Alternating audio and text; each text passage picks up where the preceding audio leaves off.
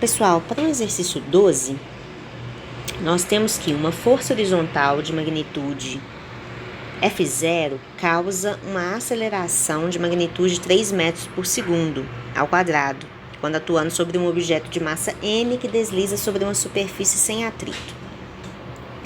Então, eu representei basicamente aqui o meu objeto, que é essa caixa, né, desenhada aqui.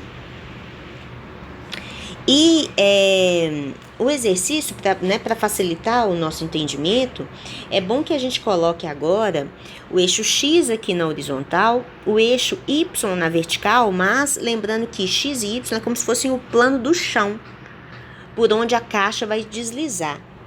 E aqui esse eixo seria um eixo Z, tá? Um eixo perpendicular ao chão, furando, né, ou saindo do chão, tá? Só para a gente ter uma noção, então, de que as forças, elas estão ali no plano XY, né? Como se as forças estivessem atuando no plano do chão, tá? Diferente, né, do que a gente está acostumado a fazer, onde a gente coloca o peso e a normal sobre o eixo Y, né? Nesse caso, elas estariam sobre o eixo Z. Encontre, então, o módulo da aceleração do objeto nas circunstâncias abaixo. Então, vamos pensar o seguinte. Para essa minha situação original, o que ele me fala, né? Aqui é como se fosse a minha caixa. Se ela for, então, puxada, sofrer a ação de uma força F0, o que a gente tem, né? Eu tenho que peso e normal estariam no eixo Z, então não vou ficar preocupando com eles, tá? Então, eu teria uma força resultante no eixo X. Força resultante é massa vezes a aceleração, e ele me fala, então, que a aceleração é igual a 3. Então, eu tenho que F0 é igual a 3m, tá?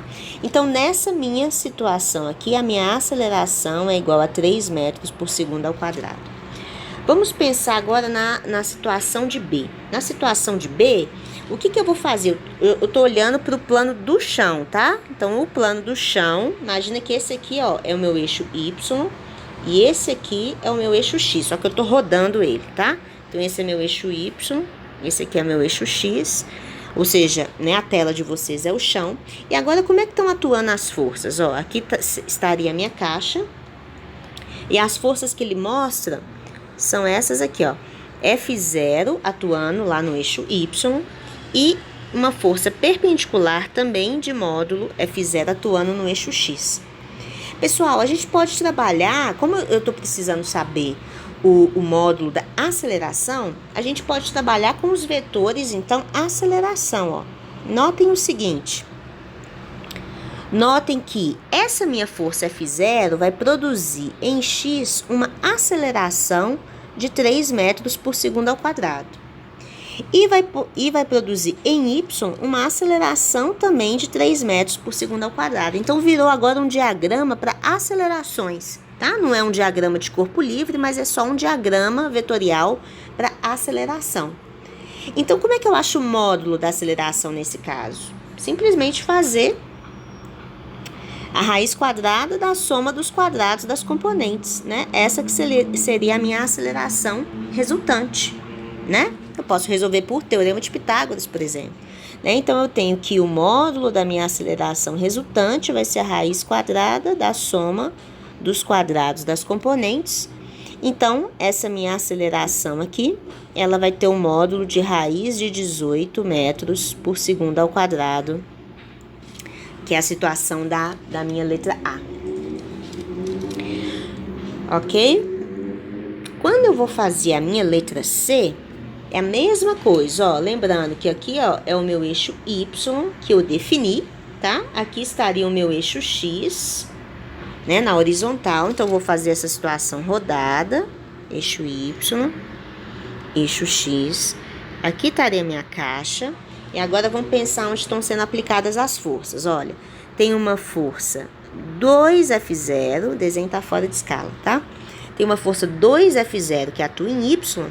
E agora, tem uma força, notem que essa força, essa aqui, ó, ela está no chão, ou seja, ela está no plano XY, mas ela está rodada de 45 graus.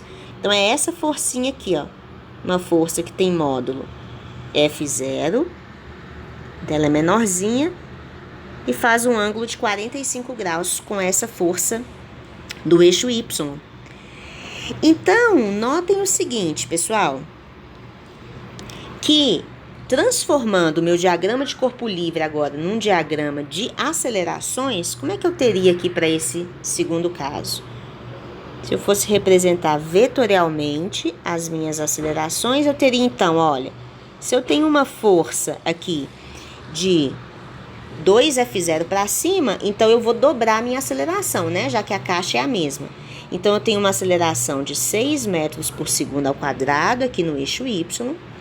E uma aceleração, então, ó, produzida por F0, que a gente já sabe que é de 3 metros por segundo ao quadrado, mas ela faz um ângulo de 45 graus. Então, eu vou decompor essa minha aceleração. Então, essa minha aceleração, ela vai ter uma componente AY, que vai junto com 6, né?